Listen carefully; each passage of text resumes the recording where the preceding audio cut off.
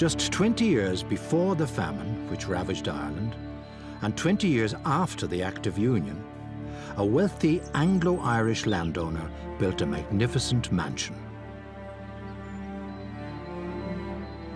Like many such houses, its story is intertwined with pivotal moments from Ireland's own history and features some colourful characters. For many people, his reputation was even worse than that of Cromwell.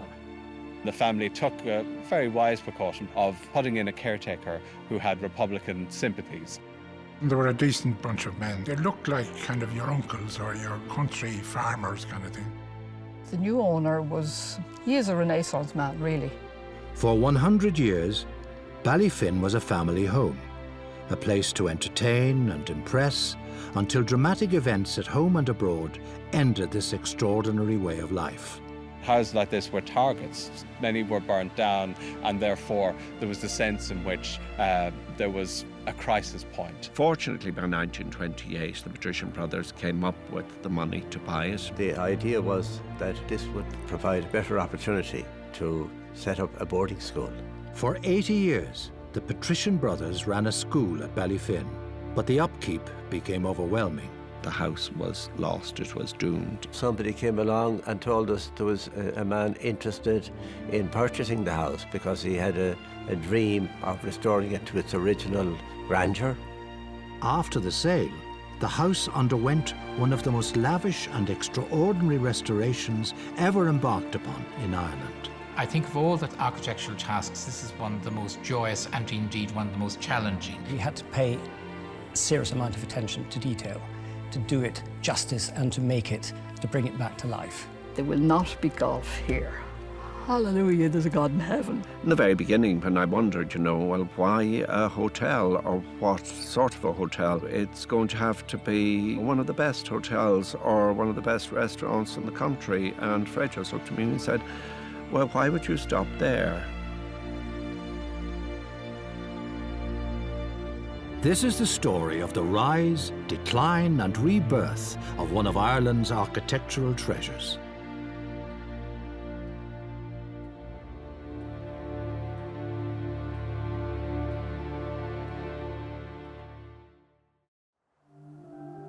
This part of Ireland, at the foot of the Slieve Bloom Mountains in County Laois, has been settled since ancient times, and for centuries it was controlled by the powerful O'Moore clan. During the Tudor plantations, in an attempt to dilute the power of the old Irish families, land was given to new settlers who were loyal to the crown. The 17th century was a period of constant political upheaval and wars. And in 1641, the former chieftain class, led by Sir Phelim O'Neill, rose up against the English colonists. In response, the English Parliament passed the appropriately named Adventurers Act. 1,500 wealthy people invested in the fortunes of war, and in return for funding the suppression of the rebels, they were awarded with confiscated land.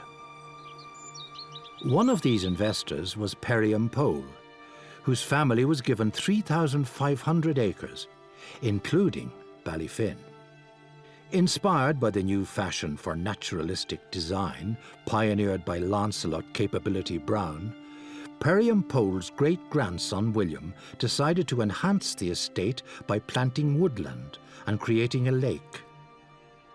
Many such lakes of this period were relatively easily formed by damming or diverting existing watercourses. But at Ballyfin, most of the water was channeled off the mountains. The site was dug out by hand, a back-breaking task and an extraordinary engineering achievement.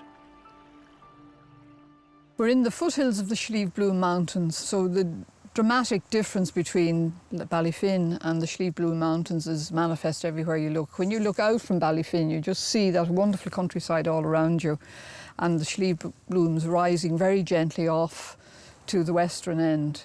And then you realise that you're in something designed. Though it looks so naturalistic, it's actually a designed landscape. And it is unique in this part of the world.